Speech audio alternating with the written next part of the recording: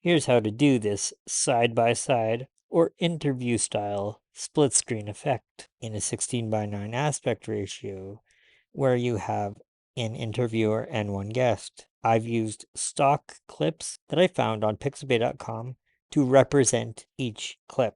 Watch the video to the end so you don't miss any important steps. Tap video, tap new, and add the clip that you want to use. Tap on canvas and make sure that your aspect ratio is set to 16:9. You have to do this because if you use a blank clip, which will be placed in the main track, you can't go past the end of that blank clip. Placing a copy of your video clip in the main track and lowering the opacity to 0 will give you that black background, which will be the same length as your 2 additional video clips that you have to use to do the effect. Swipe over and tap on opacity and reduce the opacity from 100 to 0 using the slider. This will give you a black background that's the same length as your entire video clip or interview. Once the opacity has been set to 0, swipe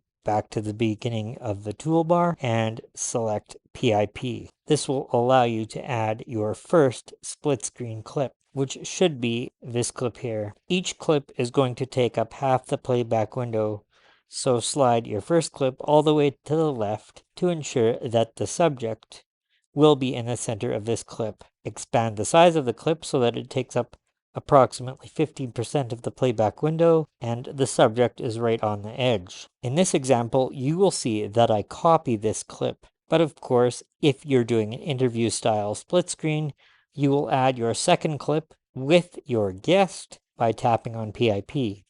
But because I'm using the same clip for demonstration purposes, I'm just going to tap on copy, which will give me a second copy of this clip. Slide the copy or your second clip so that the subject of your second clip is all the way over onto the opposite edge. You'll notice that because both these clips are 16:9, the first clip is covered up by the second. The easiest way to fix this is to swipe over and tap on mask from inside the PIP panel and choose the linear mask.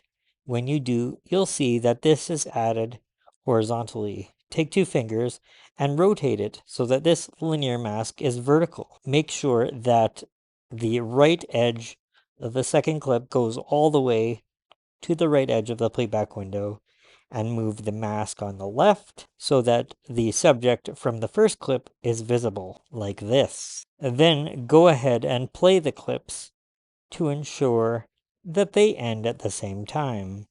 You'll notice as I start to play these clips, they started at the same time, but as we get to the end of the clip, you may notice that they will end and disappear off screen. This is okay if this is what you want, but if you don't, exit the PIP panel by tapping on the check mark, select your clip in the main timeline, and slide the trim handle on the right back so that both clips end at the same time. Slide a few frames back and play your clip. If you've done this properly, this is what you have. You can see both subjects in the center of the shot. InShot has been updated so that you can now add effects and filters from inside the PIP panel. Select the clip that you want to put a filter on, tap the filter button, and then choose the filter that you want to use.